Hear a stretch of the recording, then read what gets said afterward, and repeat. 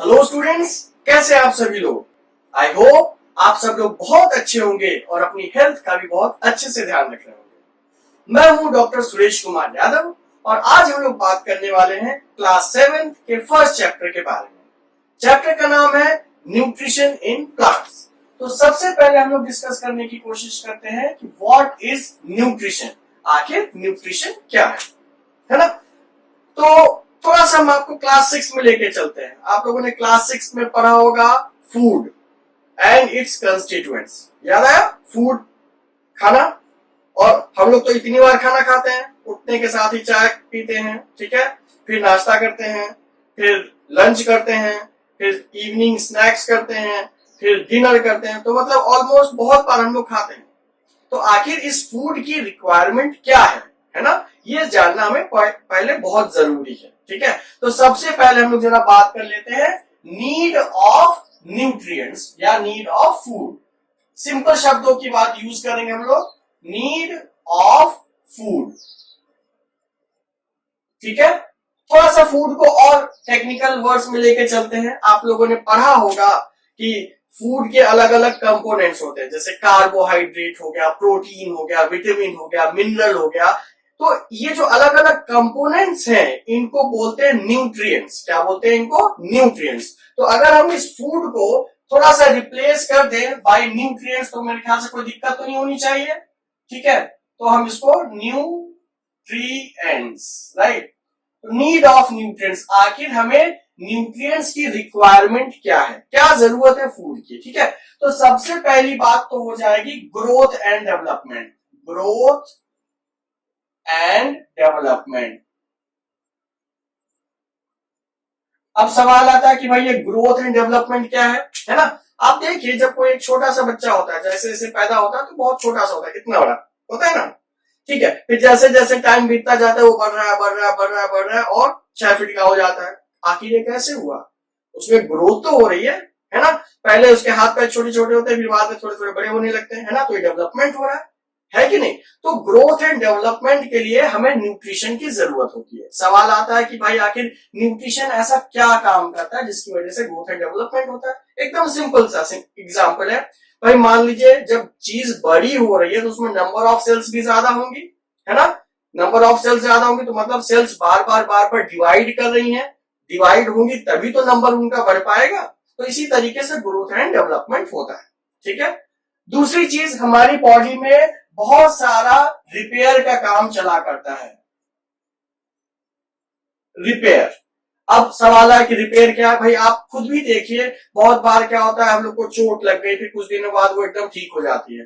चोट लगी मतलब सेल्स वहां की डैमेज हुई, जब डैमेज हुई तो कुछ ना कुछ अंदर इंटरनल मशीनरी काम करेगी, फिर बाद में वो चोट धीरे धीरे करके हील हो जाएगी, ठीक हो जाएगी। तो ये क्या हुआ?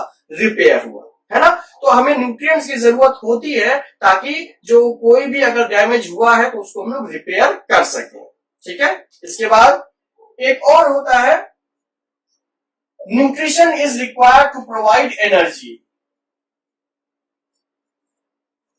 Nutrition is required to provide energy. और एनर्जी हमें क्यों चाहिए? क्योंकि हम बहुत सारी मेटाबॉलिक एक्टिविटीज कर रहे हैं। भाई देखिए, अगर आप खाना नहीं खाएंगे तो क्या होगा? एनर्जी नहीं मिलेगी, भाई रेस्पिरेशन नहीं होगा और एनर्जी नहीं मिलेगी। और जब एनर्जी नहीं मिलेगी तो जो आप वेरियस मेटाबॉलिक एक्टिविटीज हैं उनको आप परफॉर्म नहीं कर पाएंगे। That means nutrition is required to provide energy which is ultimately required to perform metabolic activities. Metabolic activities. अब ये मेटाबॉलिक एक्टिविटीज क्या है? मेटाबॉलिक को हम लोग सिंपल शब्दों में समझ लें कि जो भी हम वेरियस एक्टिविटीज, लाइफ प्रोसेस की एक्टिविटीज करते हैं, जैसे रेस्पिरेशन हो गया, ठीक है, रेस्पिरेशन है, ब्रीदिंग है, डाइजेशन है, ये सब एग्जांपल्स है किसके? मेटाबॉलिक एक्टिविटीज के, ठीक है। यहीं पर हम थोड़ा सा 1 मिनट लेंगे, आपको इसके बारे में थोड़ा और बता देते हैं। तो मेटाबॉलिक एक्टिविटीज बेसिकली 2 पार्ट या 2 टाइप्स की हो सकती है। एक होती है एनाबॉलिक एक्टिविटीज, एनाबॉलिक, और दूसरी होती है कैटाबॉलिक, ठीक है। अब एनाबॉलिक और कैटाबॉलिक में क्या डिफरेंस है? एनाबॉलिक और कैटाबॉलिक में क्या डिफरेंस है? देखिए, जो सिंपलर सब्सटेंसेस से मिलकर कॉम्प्लेक्स सब्सटेंस बनाती हैं प्रोसेसेस, उसको बोलते हैं एनाबॉलिज्म या एनाबॉलिक एक्टिविटी। सिंपल से कॉम्प्लेक्स बनना, मतलब ईंटें जोड़ जोड़ जोड़ के आप घर बना रहे, तो that is example of what, anabolic activities, right. Similarly catabolic का मतलब हो गया कॉम्प्लेक्स चीज से आप सिंपलर में तोड़ रहे हैं, घर बन गया अब उसको आप तोड़ दीजिए, एक ईंट अलग कर दीजिए, तो किसका एग्जाम्पल हो जाएगा, कैटाबॉलिक का। बायोलॉजिकल एग्जाम्पल देते हैं, तो जैसे जो फोटोसिंथेसिस है, फोटोसिंथेसिस ये एनाबॉलिक एक्टिविटी का एग्जाम्पल है, और जो डाइजेशन है ये आपका कैटाबॉलिक एक्टिविटी का एग्जाम्पल है ना। तो न्यूट्रिशन के आखिर हमें या न्यूट्रिएंट की रिक्वायरमेंट होगी in order to do growth and development, to perform repair work, to provide energy, and that energy is required to perform various metabolic activities. Metabolic activities मतलब लाइफ प्रोसेसेस, ये दो type की है, anabolic activities और catabolic. Anabolic का मतलब हो गया सिंपल से कॉम्प्लेक्स, आप ऐसे याद कर सकते हैं, सिंपल कंपोनेंट से क्या होगा, कॉम्प्लेक्स सब्सटेंस का फॉर्मेशन होगा, और कैटाबॉलिक के केस में क्या होगा, कॉम्प्लेक्स को कन्वर्ट किया जाएगा इनटू सिंपलर सब्सटेंसेस, है ना। तो ये मेटाबॉलिक एक्टिविटी हो गई। तो ये तो बात हो गई न्यूट्रिएंट्स की। अब सवाल आता है कि न्यूट्रिशन क्या है, तो nutrition is basically the mode of taking nutrients. Nutrition is what? It is mode of taking nutrients. और सिंप्लीफाई करते हैं, मतलब किस तरीके से कोई ऑर्गेनिज्म अपने न्यूट्रिएंट्स कंज्यूम कर रहा है, वो हो जाएगा न्यूट्रिशन।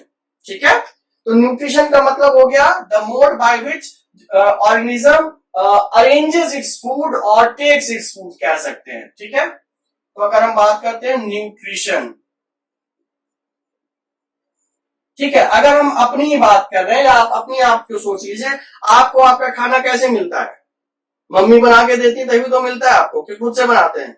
हो सकता है कुछ बच्चे कहें कि मैं तो खुद से बनाता हूं, ठीक है, अच्छी बात है। तो यहाँ पर दो कैटेगरी आती है, एक तो ऐसे इंडिविजुअल्स हो गए जो अपना खाना खुद से बना रहे हैं, ठीक है, और एक ऐसे इंडिविजुअल्स हो गए जो दूसरों पर डिपेंडेंट है अपने खाने के लिए। ठीक है, तो इसी को थोड़ा सा न्यूट्रिशन, अगर टाइप्स ऑफ न्यूट्रिशन की बात करते हैं तो दो टाइप के न्यूट्रिशन अवेलेबल हैं, एक होते हैं ऑटोट्रॉफ्स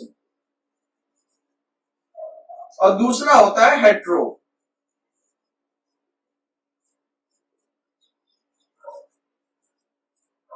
ऑटोट्रॉफ्स, हेट्रोट्रॉफ्स। तो ऑटोट्रॉफ्स का मतलब क्या हो गया, ऐसे ऑर्गेनिजम्स जो अपना खाना खुद से प्रिपेयर करते हैं, the organisms which prepare their own food. तो ऑटोट्रॉफ्स का मतलब जो ऐसे ऑर्गेनिज्म जो अपना खाना प्रिपेयर देयर ओन फूड, जो अपना खाना खुद से बनाते हैं उनको हम क्या कहेंगे, ऑटोट्रॉफ्स। ठीक है, और हेट्रोट्रॉफ्स का मतलब क्या हो गया, ऐसे ऑर्गेनिजम्स जो दूसरों पर डिपेंडेंट है अपने फूड के लिए, विच organisms which are dependent on others, dependent on others for food, right। अब इसको थोड़ा सा और एक्सप्लेन करते हैं। ऑटोट्रॉफ का क्या मतलब हुआ, देखिए जैसे प्लांट्स हैं, ठीक है, प्लांट्स ऑटोट्रॉफ्स है। प्लांट्स ऑटोट्रॉफ्स क्यों है, क्योंकि वो अपना खाना खुद से बना रहे हैं। कौन सी प्रोसेस, सभी को पता होगा, फोटोसिंथेसिस, है ना। तो प्लांट्स अपना फूड खुद से बनाते हैं using raw material like carbon dioxide, water in presence of chlorophyll and sunlight. ठीक है, तो वो अपना खाना खुद से बना रहे हैं, तो प्लांट्स क्या हो जाएंगे, प्लांट्स हो जाएंगे ऑटोट्रॉफ। Example plants, right. वहीं अगर हम बात करते हैं हेट्रोट्रॉफ्स, मतलब कोई भी ऑर्गेनिज्म जो दूसरों पर डिपेंडेंट है, जैसे हम लोग, क्या हम अपना खाना खुद बनाते हैं। अब यहाँ पर एक ट्रिकी क्वेश्चन है, जैसे मान लीजिए अगर आपसे सवाल पूछा जाता है कि अब आपकी मम्मी तो अपना खाना खुद से बनाती हैं, तो क्या मम्मी ऑटोट्रॉफ हुई, खाना तो खुद से बना रही है। तो बहुत सारे बच्चे कंफ्यूजन में कह देते हैं हाँ मम्मी क्योंकि अपना खाना खुद से बना रही है तो ऑटोट्रॉफ है, लेकिन ये गलत है। रीजन क्या है कि मम्मी जो है वो खाने को खाने लायक बना रही है। क्या मम्मी ने आलू खुद से बनाया, क्या मम्मी ने दाल खुद से बनाई, नहीं, वो तो प्लांट प्रोडक्ट है ना। हम तो बस उसको मसाला और मिर्चा ये सब मिला के उसको बहुत टेस्टी बना रहे, खाने लायक बना रहे, है ना। तो मम्मी क्या करती है, उस खाने में सिर्फ टेस्ट ऐड करती है ताकि आप उसको मन से खा पाओ, लेकिन है तो वो प्लांट प्रोडक्ट। तो बेसिकली प्लांट्स जो होते हैं वो क्या होते हैं, ऑटोट्रॉफ्स होते हैं, और प्लांट्स के अलावा जितने भी ऑर्गेनिजम्स हैं वो सब क्या है, हेटेरोट्रॉफ्स है, जो कि प्लांट्स पर डायरेक्टली या इनडायरेक्टली डिपेंडेंट है। अब आप ये कह सकते हैं कि सर शेर है वो तो प्लांट पर डिपेंडेंट नहीं है ना। वो भाई शेर तो हिरन पर डिपेंडेंट है, हिरन ही खाएगा ना, और हिरन किस पर डिपेंडेंट है, प्लांट पर डिपेंडेंट है। तो या तो डायरेक्टली डिपेंडेंट हो या इनडायरेक्टली डिपेंडेंट हो, तो उनको आप क्या बोलोगे, हेटेरोट्रॉफ्स। एक बार फिर से देख लेते हैं, ऑटोट्रॉफ्स। ऑटोट्रॉफ्स क्या होंगे, ऐसे इंडिविजुअल्स या ऐसे ऑर्गेनिजम्स जो अपना खाना खुद से प्रिपेयर करते हैं, ठीक है। और हेटेरोट्रॉफ्स का मतलब ऐसे इंडिविजुअल्स या ऐसे ऑर्गेनिजम्स जो अपना खाना खुद से नहीं प्रिपेयर कर पाते, वो दूसरों पर डिपेंडेंट रहते हैं, आइदर डायरेक्टली और इनडायरेक्टली, ठीक है। क्या ये बात समझ में आ गई। तो न्यूट्रिशन क्या हो गया, nutrition is the mode by which organisms take their food और अरेंज देयर फूड। न्यूट्रिशन के दो टाइप हो सकते हैं, ऑटोट्रॉफ्स और हेटेरोट्रॉफ्स। ऑटोट्रॉफ्स का मतलब खुद से प्रिपेयर करना, हेटेरो मतलब दूसरों पर डिपेंडेंट होना। एक बार फिर से, नीड ऑफ न्यूट्रिशन या नीड ऑफ न्यूट्रिएंट की रिक्वायरमेंट क्या है, न्यूट्रिशन की रिक्वायरमेंट क्या है या न्यूट्रिएंट्स की रिक्वायरमेंट क्या है। पहली चीज ग्रोथ और डेवलपमेंट के लिए जरूरी है ना। दूसरी चीज जो हमारी बॉडी में रिपेयर वर्क चल रहा है उसके लिए जरूरी है।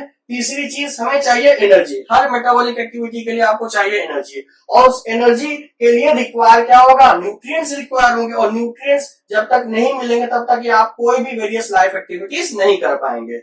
लाइफ एक्टिविटीज को आप बोलते हैं मेटाबॉलिक एक्टिविटीज। मेटाबॉलिक के दो पार्ट हैं, एक होता है एनाबॉलिज्म जिसको एनाबॉलिक एक्टिविटी भी बोलते हैं, दूसरा होता है कैटाबॉलिज्म जिसको कैटाबॉलिक एक्टिविटीज भी बोलते हैं। एनाबॉलिज्म का मतलब हो गया सिंपल सब्सटेंसेस से कॉम्प्लेक्स सब्सटेंस बनाना, उसको बोलेंगे आप एनाबॉलिज्म। कैटाबॉलिज्म का मतलब कॉम्प्लेक्स सब्सटेंस से आप सिंपलर पार्ट्स में तोड़ना, उसको आप क्या बोलते हैं, उसको बोलते हैं आप कैटाबॉलिज्म, राइट।